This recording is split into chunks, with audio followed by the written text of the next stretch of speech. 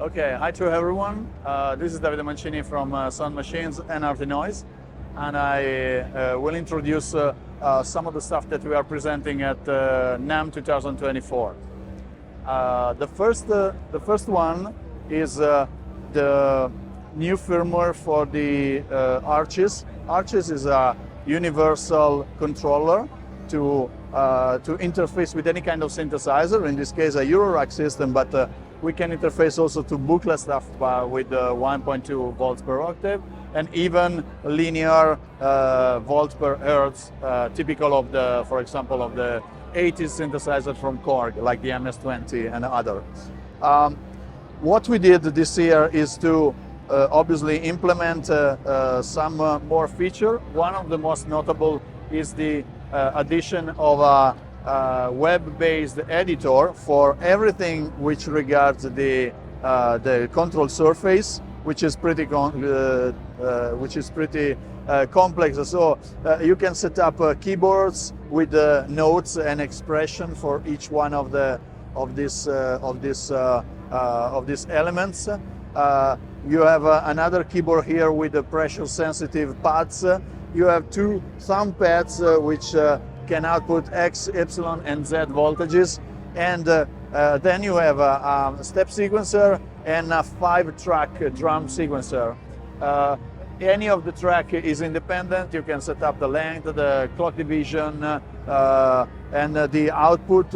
If you want to play in MIDI, you can select the drum instruments to be played by each one of the tracks. So it's a really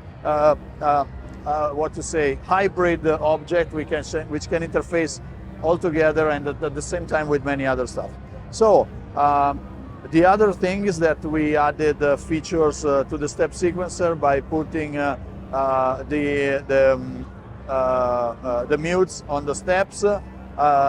We also had a feature which you can set up to 8 Lightstrip. These are like the same of our very well-known Lightstrip module. So you can record. Now everything is obviously here. Everything is bigger, so you can record up to 20 seconds for each, and you can obtain output in gate control voltage, even on a scale, on a quantized scale. So basically, you can control one synth from each of those. Okay, to play. Record stuff and play it in loop. The last news about this is that the loop playing of each one can be individually set up to be reset by the first step of the step sequencer. So this is to keep everything in rhythm and in flow. If you don't like keeping everything in rhythm, you are free to do whatever you want, and it's quite an experimental and performance object.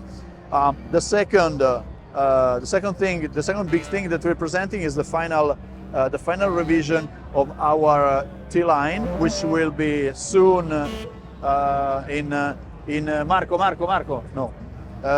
soon in production. So what we are doing is to couple 4 Lightstrip animation and record logic to a function module. Filter, formant, oscillator. This is called the T generator. It's like a complex oscillator with a FEM, folding, and many other stuff. I will let you hear right now. Then the spectrum is a 16 bands spectrum processor with the possibility to associate at this parameter and obviously automate it. You have 4 of this, which can be recorded individually. I go back to the first one, like you can see here. Everything will go on, and you can play with the tilting, the spectrum, by selecting one or more peaks, and you can also invert the peaks by moving the spectral content and giving animation to the spectral content of the sound. Obviously, it works well with any kind of input, so either vocal or a full program or whatever. So other stuff here. The final one is the quad strip, which is basically a 4-channel Lightstrip with the possibility to have a attenuverter on each output,